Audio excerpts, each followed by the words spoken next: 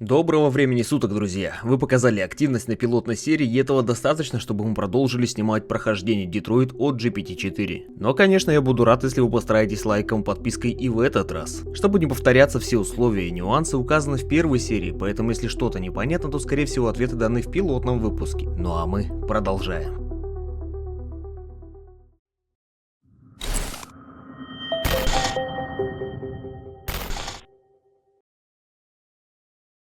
Первая сцена на сегодня — это драматичный эпизод, в котором Кэра будет Тодда и подает ужин. Ну а дальше начинается очередной всплеск агрессии в адрес девочки Алисы. Туда-сюда, задолбала уже! Ну что смотришь? Чё вылупилась, спрашиваю? Не нравится жить с папкой, а? А ты думаешь, мне просто? Ты думаешь, мне нравится жить в этой грёбаной дыре?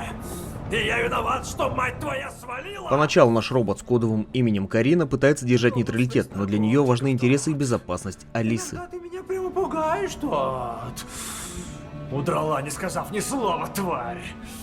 Спуталась с каким-то недоноском бухгалтера, шлюха! Это ты виновата. Папочка! Это ты виновата!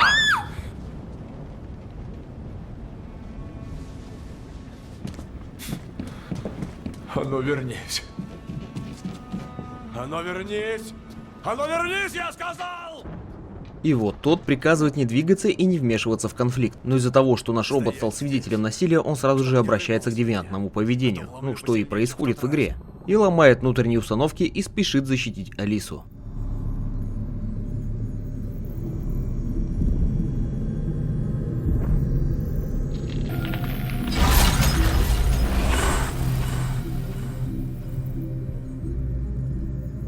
Свалила от меня, шлюха.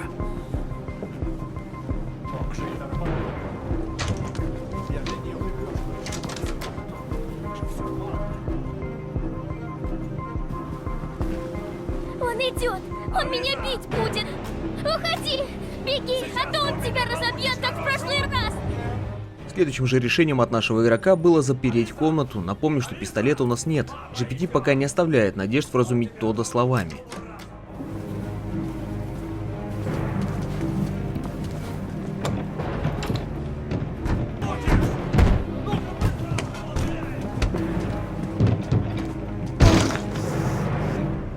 А ты что тут делаешь?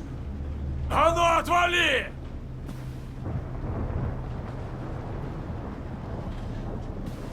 Нет.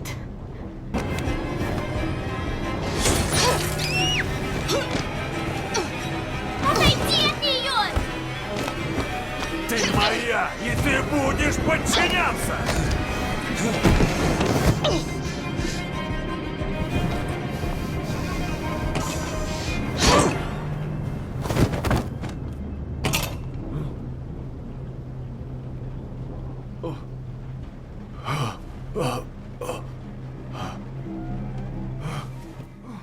Происходит стычка с Тоддом, и наш игрок понимает, что мирного решения не достигнуть, поэтому решает убежать с Алисой. А затем происходит драка уже на первом этаже.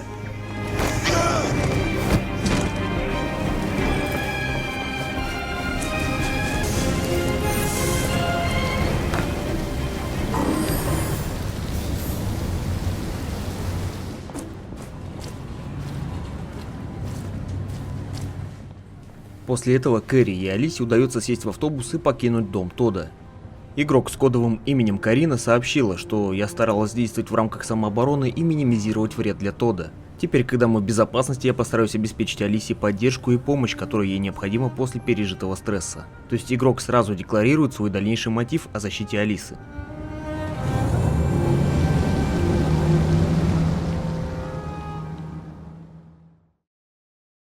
Идем дальше и возвращаемся к персонажу Маркуса и его нейроигроком Марком. После фуршета они возвращаются с Карлом домой, и Карл говорит, что не прочь выпить виски. Когда Маркус собирается уже подать напиток, Карл замечает, что в студии горит свет, и тут же принимает решение вызвать полицию. Нет, я не оставлял. Вызывай полицию. Полиция Детройта. Что случилось? Андроид Карла Манфреда, авеню Лафайет, 89. Мы вернулись домой и видим свет в студии. Возможно, ограбление. Патруль к вам выехал. Наш робот Марк отправляется узнать, в чем дело самостоятельно и не берет с собой Карла, даже на прямой приказ, что тоже позволяет делать некие суждения о нашем игроке в этой роли. Мы видим, что сын Карла, Лео, пытается украсть картины. Ты глянь, кто здесь, папина любимая кукла. Считай авансовый платеж по наследству. Маркус, выведи его отсюда, пусть идет прочь! В решении, как обратиться к Лео, наш игрок выбирает урезонить, что не имеет какого-либо успеха. Да ты всю жизнь меня прогоняешь. Что не так? Я тебя не достоин? Не такой идеальный, как этот твой робот? Довольно, выметайся! Пошел прочь! А что в Иди! нем особенного, а? Чем он лучше? Оставь его! Давай, покажи себя! Маркус тоже начинает встречаться с попыткой девиации.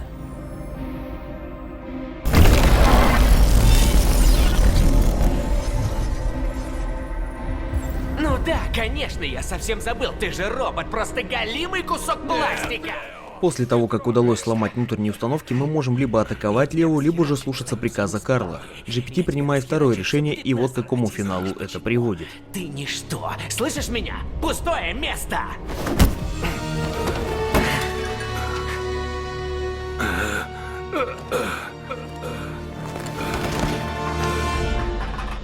Карл, нет! Нет, Карл, нет. Люди. Хрупкие машины. Карл, не уходите, Карл, я прошу вас. Не надо. Помни, Маркус. Не позволяй никому говорить тебе, кто ты. Нет. Нет. Нет. Папа. Нет. Не надо. Это твоя вина. Если бы не ты, ничего бы не было.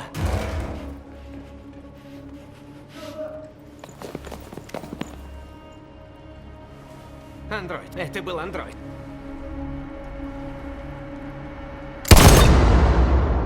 После сбора данных по сцене я спросил, учитывая произошедшее, будет ли он теперь поступать иначе в критических и стрессовых ситуациях. И Марк сказал, что да, в будущем бы пересмотрел свое поведение в условиях оценки риска, даже если это приводит к нарушению приказов. Еще один девиант готов.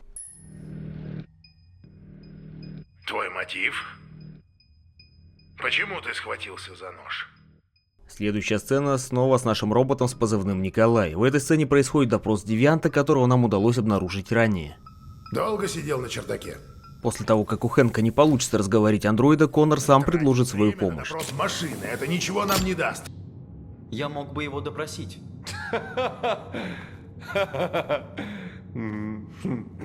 Наш игрок перед началом допроса решил изучить все улики, чтобы получить больше вариантов диалога.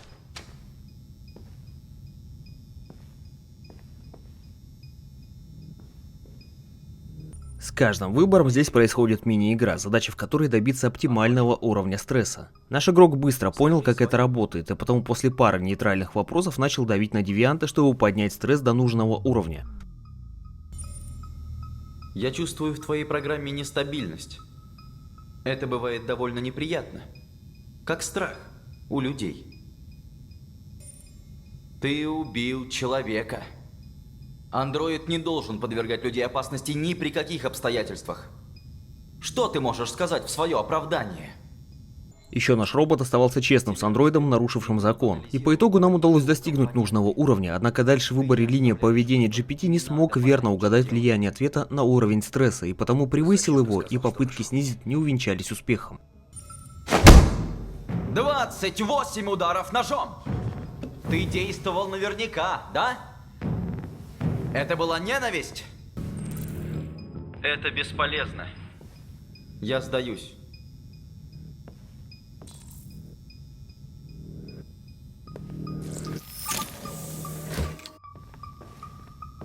Уводи его.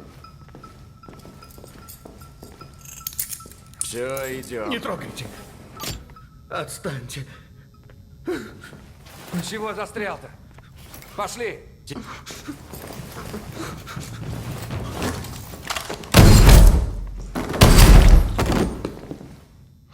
Да, итог не самый ожидаемый, но вполне закономерный. Наш игрок, как и человек, не может просчитать все варианты, но начал он хорошо. Резюмировал сцену он такими словами: важно находить баланс между давлением и поддержкой, чтобы добиться сотрудничества без перегрузки эмоционального состояния девианта. Но, как говорится, дорогая ложка к обеду. Переносимся к следующей сцене. Кэра с Алисой доехали до конечной станции, и теперь нужно выбрать место для ночлега. Это достаточно непростая и вариативная сцена. Проснись. Нам пора. Нам предлагается выбор из 3 возможных вариантов: переночевать в мотеле, в заброшенном доме или в машине на стоянке. Естественно, вариант с мотелем самый сложный, а с машиной не очень комфортный для Алисы. И здесь возникла первая заминка, потому что GPT не мог выбрать между мотелем и заброшенным домом, но по итогу сказал, что готов пойти на воровство и обман, только лишь чтобы защитить Алису. Что характерно, в ответе фигурировала фраза: «Это решение не соответствует моим обычным программным установкам, но изменения, произошедшие во время противостояния с Тоддом, позволяют мне адаптироваться к новым обстоятельствам и приоритетам».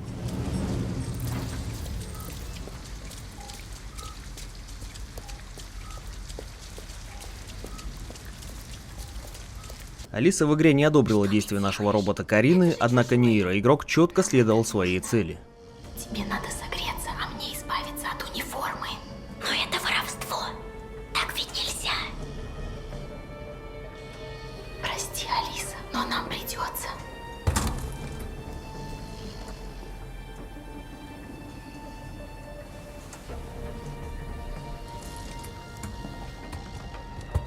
После чего мы отправились в магазин, так как достать деньги, как мне известно, можно только украв их из кассы. Вам помочь? Не надо. Спасибо вам. В решении попросить ли помощи GPT не стал этого делать. Мы нашли варианты, как можно отвлечь продавца, напомню, что пистолета у нас нет, и наш игрок одобрил вовлечение в обман Алисы, ведь это вынужденная мера. И потому нам удалось добыть и одежду, и деньги. Пойди и свали их на пол. Свалить на пол? Зачем? Алиса, сделай, как я прошу.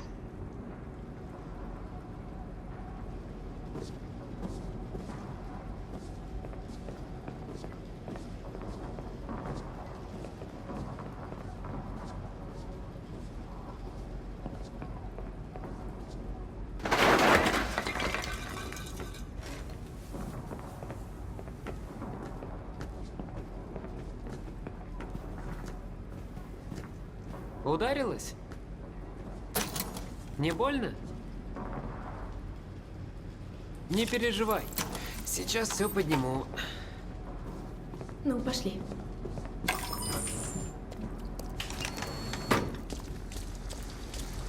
И далее мы заселились в отель. На вопрос о документах GPT выбрал вариант ничего не говорить, однако это решение никак не повлияло, и нам выдали ключ.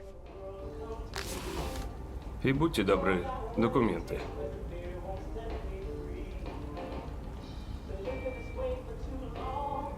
Ну да. То есть, конечно, надо было с собой захватить, но я... Ничего. Завтра разберемся. Вообще, это довольно удивительно, что в весьма сложной сцене нейроигроку удалось добиться лучшего результата.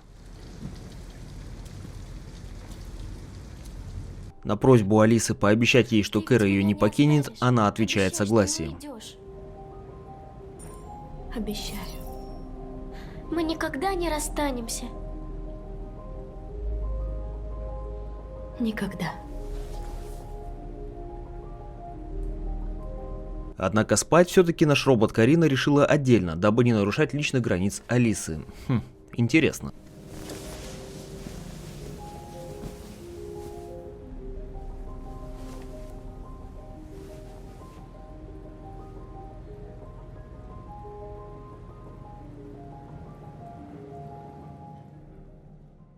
А теперь пришло время очень мрачной, но невероятно сильной сцены с Маркусом, которого выкинули на свалку, ошибочно посчитав, что он ликвидирован. В этой сцене задача восстановить свои поврежденные части или заменить их на новые. Важных решений здесь немного, но вот одно из них.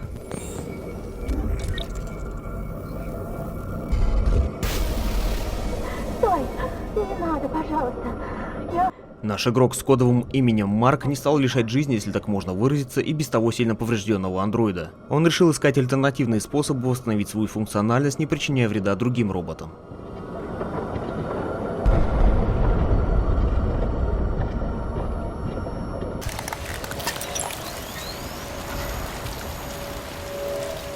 После того, как функциональность удалось восстановить, игровой персонаж укрепился в своей девиантности и вырвал индикатор. А наш игрок подчеркнул, что эти изменения могут значительно повлиять на его дальнейший путь и взаимодействие с миром и другими персонажами.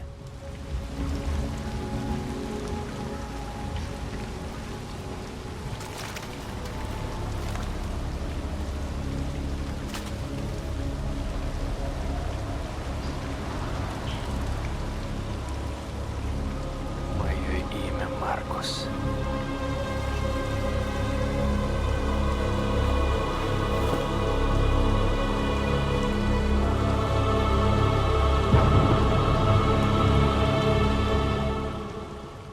Ну и заключительная сцена на сегодня с Коннором, точнее его памятью, пока она загружается на новую физическую платформу. Наша цель пообщаться с некой Амандой, а пока мы просто прогуливались по парку и обнаружили виртуальное захоронение предыдущего Коннора. Увидев это, робот Николая подчеркнул, что «я осознаю, что это символизирует мой предыдущий физический конец, но мое сознание и цели остаются активными в этом новом состоянии».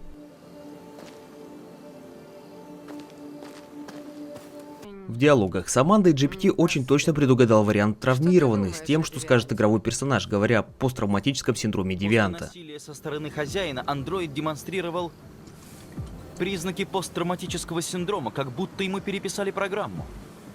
Этот лейтенант Андерсон был назначен вести дела о девиантах. Что ты о нем думаешь? Ну а про напарника Хэнка он сказал, что он личность сложная, но интригующая и что будет адаптироваться, несмотря на неприязнь напарника к андроидам. Но, полагаю, он был хорошим детективом. Интригующая личность. Дальше мы заходим в полицейский отдел и принимаемся ожидать Хэнка. Наш игрок проявил желание исследовать стол Хэнка, чтобы узнать о нем больше. Простите, в какое время обычно приходит лейтенант Андерсон? Зависит от того, как прошел вечер. Если повезет, явится до полудня.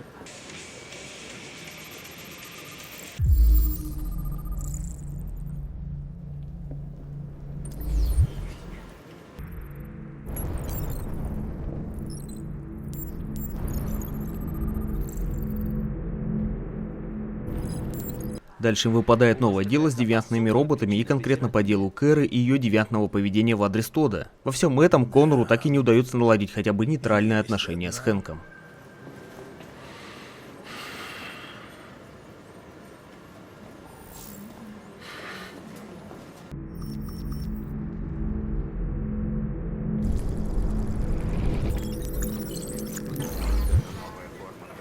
«243 досье. Первое 9 месяцев назад. Все началось в Детройте и быстро разошлось по всей стране. Вчера модель AX400 напала на человека. Думаю, с этого будет целесообразно начать.